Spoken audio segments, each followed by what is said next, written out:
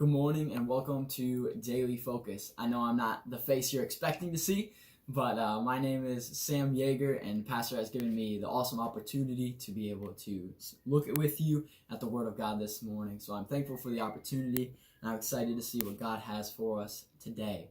Today we'll be in Deuteronomy chapter 6. We're going to be thinking about having a continual focus on the Word of God. In this chapter, Moses is charging the children of Israel that as they go into the promised land, that they are to keep the things that God has commanded them if they are going to have success, if they are going to take hold of the promises that God has already given them.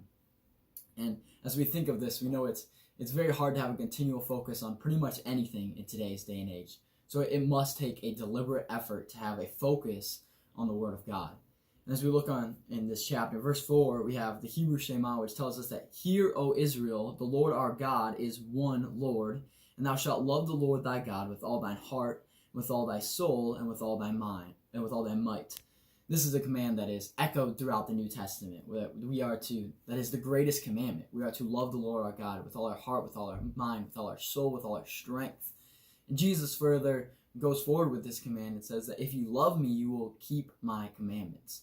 And that is the train of thought that goes through this chapter when Moses goes on to say, "And these words which I command thee this day shall be in thine heart." He tells you that if we are to love God, we have to love his words. If we are to obey God, we have to have these things as a continual focus before our eyes. We know that this is so important, because if it were left up to ourselves, we're not going to do what is right. If we're not thinking about the things of God, if we're just going about our day, we're not going to obey God. It has to be a continual focus to obey God, because in our flesh dwells no good thing. Most of the time, when we fail in life, the failure isn't because we are trying to find every opportunity to do wrong, but it's simply because we're failing to focus on what to do right in every situation. So as we look at this, we must have a continual focus on the Word of God. He says that these commands shall be in thine heart. We know that the heart in the Word of God it's our seat of emotion, it's our mind, it's our intellect. The words of God are supposed to be forever in our hearts. We are supposed to love the Word of God. For if we love God, we will love his Word. We will love his commands, and we will therefore obey them. This is something that we should have forever on our minds. Psalm 1 tells us that in the righteous man, that his delight is in the law of the Lord, and in his law doth he meditate. There is the natural progression there, that if you love the Word of God, you will think about it, and it will be a continual thought in your life. It's not just 5 or 10 minutes in the morning or 5 and 10 minutes at night. No, it is a continual day and night focus. And that is a good thing to gauge where you're at in your love for God. To gauge where you're at in your love for his Word is, how often do you think of it? Is it your first thought in the morning? Is it your last thought at night? Is it when you get a break in the craziness of the day? Is that what you're thinking about? Is that you love the Word of God and think about what God is teaching you, what God is growing you in? Not only does he say it should be in our heart, but he goes on and says it should be on our lips. If we truly love the Word of God, if we truly love anything, we'll talk about it.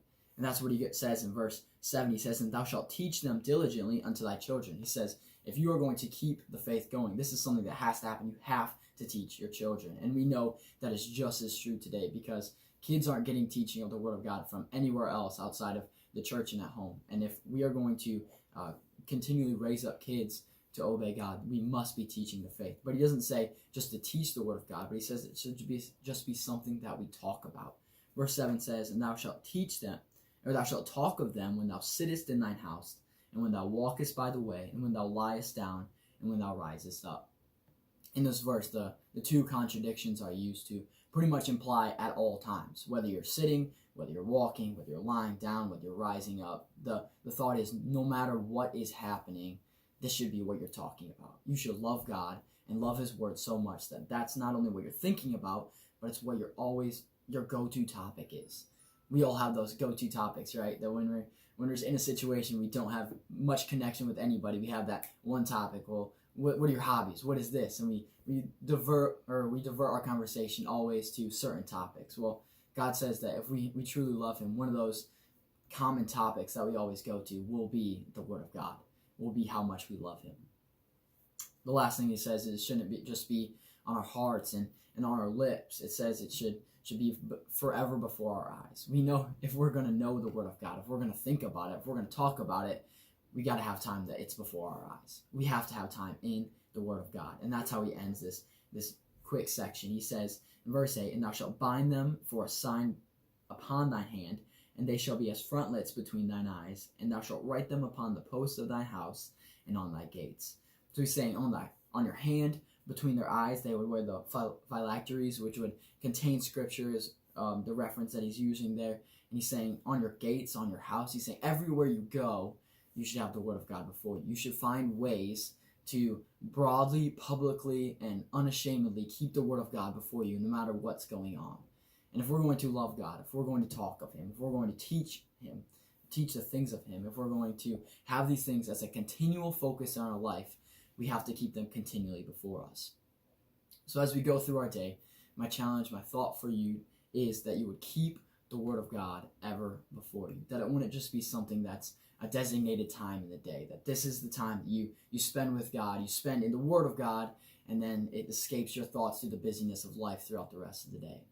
You know, my challenge for you today, and the challenge from the Word of God, is that we would keep it always as a focus, that it would be always before our eyes. We would find ways to keep it before us no matter where we are, and we would boldly proclaim it. We would talk about it. It would be our go-to topic. We would teach it to everyone that is around us, and we would keep it on our hearts. That would be something that we truly love. That is my challenge for today, Lord. Thank you for being here. I thank you for the time that we've been able to look in the Word of God, and I hope you have an awesome rest of your day and that you keep the Word of God as a continual focus.